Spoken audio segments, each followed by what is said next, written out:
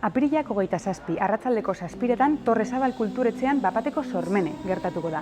Haietako batzuk momentuan ari diren saiatzen hemen bertan.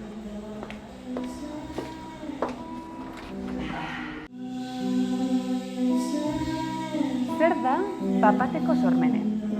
Bapateko sormene da, ostegun honetan, sormeneren baitan egingo dugun ikuskizun improvisatu. Hau da, bapatean talde handian, 10 bat pertsonako taldea izango gara, ez da hemen gutxiago gauden, bapatean sortuko dugun ikuskizun bat multidisciplinarra.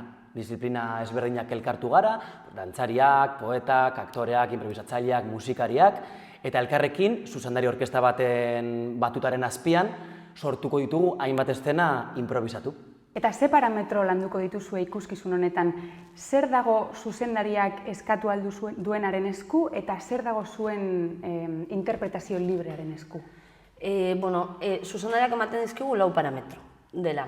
Dira nortzuk, ze pertsonak egingo duten, zer egingo duten, nola egingo duten eta noiz. Eta 4 parametro horien bitartez sortzen dira historia ezberdinak.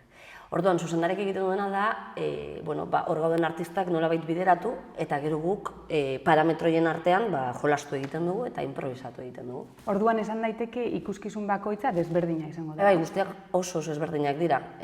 Azkenean, denbora guztian gaudelako jolasten, orduan gauza berriak sartzen dira eta historiak guztiz aldatzen dira. Orduan, ensaio bakoitza edo pieza bakoitza ezberdina da.